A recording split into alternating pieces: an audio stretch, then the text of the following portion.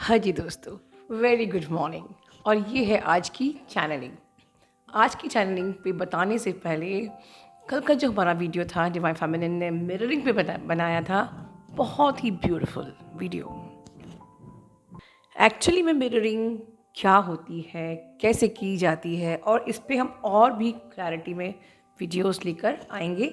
सो आप जिन्होंने कल का वीडियो नहीं देखा है प्लीज़ देखिए। This will really help you in clearing your shadow sides. Okay, second thing, आज की वीडियो बताने से पहले एक जो क्वेश्चन मुझे बार बार आ रहा है, जिसका मैं आंसर भी दे चुकी हूँ, कई बार दे चुकी हूँ, but why this doubt is coming again and again, उस पर थोड़ा सा मैं नज़र डालनी चाहती हूँ। बहुत लंबा वीडियो नहीं, बार बार क्वेश्चन आ रहा है, यूनियन होते हैं या नहीं होते, यूनियन होते हैं या नहीं होते हैं। फर्स्ट थिंग कि आप बार बार क्यों ये क्वेश्चन आपके मन में आ रहा है, यूनियन होता है कि नहीं होता है। आइदर या तो आप ऐसे चैनलों पे फोकस हो जहाँ पर आपको यूनियन और डीएम और डीएफ की ही लूप में घुमाया जाता है, ठीक है। ये रीज़न है कि आप खुद पे विश्वास नहीं करते, अपने इनर वर्क पे विश्वास नहीं करते, अपने भगवान पे विश्वास नहीं करते, इस जर्नी पे ट्रस्ट नहीं करते। आप इन डार्क एनर्जीज़ के लूप में फंस जाते हो, फिर खुद ही को क्वेश्चन करते हो यूनियन होता है या नहीं होता है। एंड सेकेंड थिंग, सीधी बात, नो बकवास। आजकल कुछ मैं देख रही हूँ कि बिकॉज आज से 3 साल पहले ट्विन फ्लेम का इतना कोई भी बूम नहीं था। जब मैंने नए नए वीडियो बनाना चालू किए थे, उसके बाद काफ़ी ट्विन फ्लेम के बूम बढ़ गए। हर कोई 6 महीने वीडियो सुन के ही ट्विन फ्लेम पे मेंटोर बन गए। Is it so easy to become a mentor?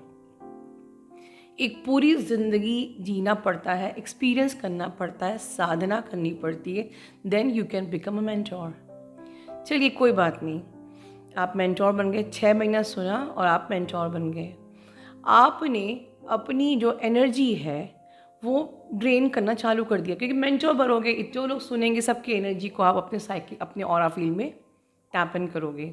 May be आप फिर आगे जाके थोड़ा सा कंसल्टेशन भी चालू हो जाता है 3-4 महीने के बाद, 6 महीने के बाद, वो भी आप करोगे। आपकी जर्नी वहीं की वहीं फंसी हुई है, आधी अधूरी। आपने चैनल भी चालू कर दिया, कंसल्टेशन भी चालू कर दिया, और फिर जब आप खुद कुछ नहीं कर पाए तो अब वही लोग ऐसे वीडियोस में बोलते हैं कि यूनियन होता ही नहीं है, ये सिर्फ एक अवेकनिंग की जर्नी है, आपको बस डिवाइन से मर्ज होना है। सिर्फ डिवाइन से मर्ज होके ट्विन फ्लेम जर्नी पूरी नहीं होती है, ये अंडरलाइन कर लीजिए। You have to merge with your divine masculine also. मरखाबा मतलब इवन जो ट्राइंगल भी आप देखते हो तो उसमें भी आप, जब एक लव ट्राइंगल, एक ट्राइंगल की बात की थी, you have to merge with your counter soul. और वो भी कई जगह मैंने भी सुना कि ऐसे ही अपने आप सामने आपके डिज़ायर के हिसाब से क्रिएट ही नहीं की जाती है सोल, आप ऑलरेडी स्प्लिट होते हो।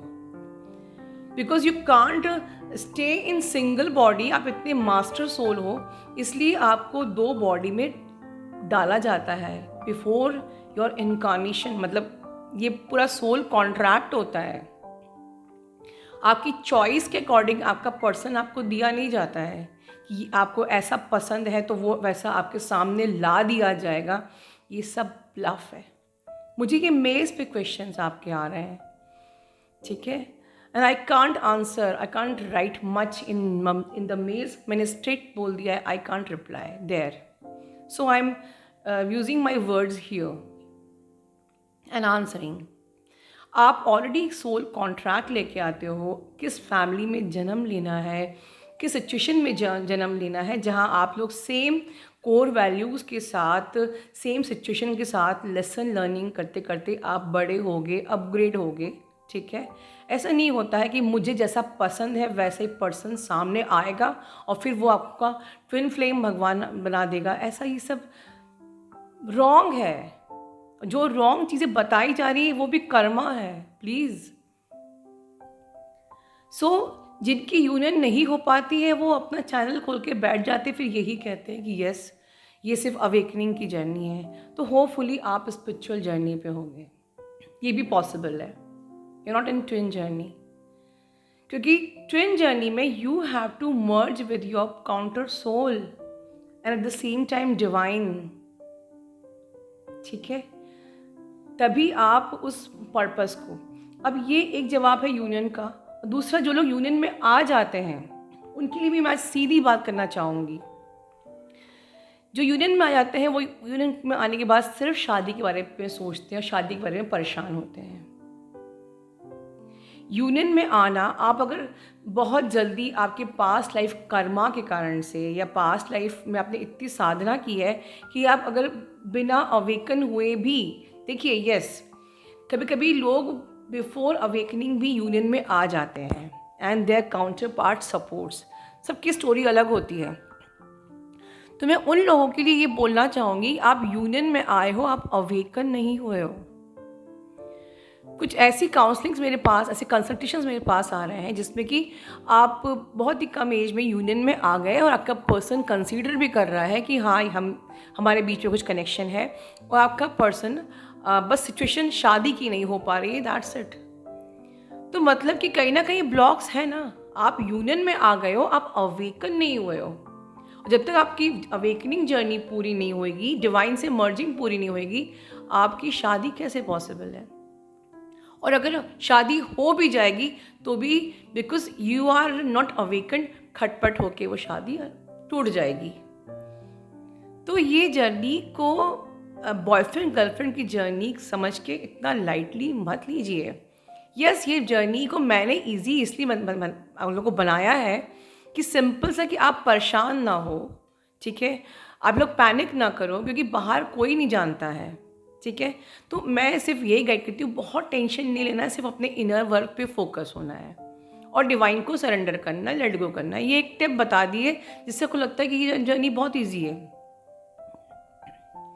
पर अगर आप यूनियन में आने के बाद अपने सारे ब्लॉकेजेस को हील किए बगैर, बिना अपने आप पे काम किए बगैर, अपने एक एक जो ब्लॉकेजेस हैं वो भी भगवान खुद सामने लेके आता है, आपको लाने की भी ज़रूरत नहीं है, वो खुद अपने आप हर ट्रिगर भगवान दे के उसको आपके सामने ले आएगा, ठीक है। बस आपको हील करना है, लेकिन ये नहीं कि अगर यूनियन हो गया है और अभी आप पूरी तरीके से हील नहीं हुए हो, तो यूनियन में अगर आप हो गए हो तो you are a blessed soul, तो think for the mother earth and raising the vibration for the mother earth. Union में आ गए तो अब बस सिर्फ शादी की चिंता हो रही है, तो आप भगवान के साथ चीटिंग कर रहे हो। बहुत सीधी बात कर रही हूँ दोस्तों, बहुत लंबा कर दिया हालांकि मैंने ये। चलिए मैं आज की एनर्जी बता देती हूँ। कल रात से बहुत ज़्यादा नेगेटिविटी थी, ऑलमोस्ट शाम से या रात से, और रात होते होते आप में से बहुत लोगों को साइकिक अटैक हुए। ये सच है, मुझे इन्फॉर्मेशन भी मिली थी और मुझे इसकी एनर्जी रिसीव लगभग 2 से 3 के बीच में रात में ही ये एनर्जी रिसीव हो गई थी, ठीक है। अब मैं बताती हूँ आपको कि पहले तो ये अटैक एज अ आपके लेवल पे समझाती हूँ और फिर एक्चुअली क्या हो रहा है वो बताती हूँ। आपके लेवल पे क्या है, शाम से आपको नेगेटिविटी होना चालू हुई, मे बी डिज़ायर के रूप में या मे बी ओवर थिंकिंग के रूप में, और ऑलरेडी मैंने परसों रात में एक्सट्रीमली अर्जेंट वार्निंग में बताया था कि ऐसा होगा। आप लोग आई डोंट नो अलर्ट रहते नहीं हो। आप जब नेगेटिविटी से आप लो वाइब्रेशन में चले गए, आप जब शाम में आप लो थे, ठीक है, लो हो सकता है ये कुछ लोगों के लिए हो, इट्स नॉट फॉर एवरीवन। तो आप कमेंट में ये मत लिखिए कि मेरे संग ऐसा कुछ नहीं हुआ, ये सिर्फ उन लोगों के लिए जिनसे ये रेजोनेट कर रहा हो, राइट। आप लो थे, आप जब आप लो में जाते जाओगे डेफिनेटली आपका ऑरा वीक होगा। तो it is very common, very normal, you will attract what's your current energy, ठीक है। आपकी जो एनर्जी करंट में होगी वही आप अट्रैक्ट करोगे। If you are in the high vibration you will attract high vibrational energies, high vibrational persons और मे बी मैनिफेस्टेशंस। जितना इस पोर्टल में ज़रूरी है आपको हाई वाइब में रहना, ठीक है। अदर एनर्जीज आपको मैनिपुलेट कर रही हैं, आपको लो वाइब में डाल रही हैं, आपको ओवर थिंकिंग में डाल रही हैं, आपको आपके डीएम की याद करवा रही हैं या कुछ ऐसा दिखा रही हैं जैसे कि आप लो वाइब में चले जाओ, तभी तो चैनलिंग की थी ना। Then why you are going in the low vibes, ठीक है। तो अब आप लो वाइब में जाओगे और जब आप बहुत और ज़्यादा लो वाइब में जाते जाओगे तो you will attract dark energies. If you are in the high vibe, you will attract angels. If you are in the low vibes, definitely you will attract the dark energies. तो psychic attack, sleep paralysis, ऐसी चीज़ें होना वाजिब है। अब इनके साथ कैसे डील करना है, इस पर मैंने पिछले कई वीडियोस में बताया हुआ है, सो मैं उसको यहाँ पर कैरी ऑन नहीं करूँगी। अब मेन मुद्दे की बात कि ये सब हो क्यों रहा है। ये एनर्जीज़ जो मैंने उस दिन चैनलिंग की थी, ये एनर्जीज ऐसा मैनिपुलेशन क्यों कर रही हैं। डेफिनेटली आपको आपके मैनिफेस्टेशन को डिस्टर्ब करने के लिए आप उस गेटवे के उस पार नहीं चले जाओ, बट उसके पीछे भी एक बहुत बड़ी बात है, बहुत बड़ी चीज़ है, that you are close to the moment of ascension, या you are close to the manifestation of ascension. जो आपकी एसेंशन जर्नी है उसमें आप बहुत ज़्यादा करीब हो, that you are going to tap in the next dimension. जैसे जैसे हम लोग के डायमेंशंस लाइक ऊपर अपर होते होते जाते हैं, हम अलग अलग ऊपर के डायमेंशन में टैप इन करते जाते हैं, हम अपनी हायर सेल्फ से, हम अपने डिवाइन से, अपने गाइड से और ज़्यादा कनेक्टेड होते जाते हैं। तो यही तो एक टग ऑफ वॉर चल रही है ना, कि आप दूसरे डायमेंशन पर टैप इन ना कर सको। The tug of war is going on and dark energies are trying to pull you. क्योंकि अब इस मोमेंट, कल रात, मतलब अब आप जिस मोमेंट पे आज हो, आज की energy, you are very close to your ascension and things are already happening. जो चीज़ें आपके लिए अच्छी होना चाहिए वो ऑलरेडी हो रही हैं। कन्फर्मेशन के लिए जैसे मुझे कुछ लोग बता रहे हैं कि I am feeling very still, जैसे समय ठहर गया है एकदम से, ना मैं पीछे हूँ ना मैं आगे हूँ। दिस इज ट्रांजिशन पीरियड, ठीक है, because new energy already come to our planet. तो वो जो एनर्जीज़ हैं, अब आपको कुछ नहीं करना है, वो जो एनर्जीज़ हैं, डार्क एनर्जीज़ आपको पुल कर रही हैं, और न्यू एनर्जीज़ क्या कर रही हैं, they are sweeping all your old patterns, they are releasing all whatever inside you, your suppressed emotions. That is the reason मैंने सप्रेस्ड इमोशंस का वीडियो बिल्कुल ऑन टाइम रिलीज़ किया। दोबारा मेरे पर अटैक हुआ सेम मेरी माउथ ऑर्गन के ऊपर, बट डिवाइन इज़ ग्रेट।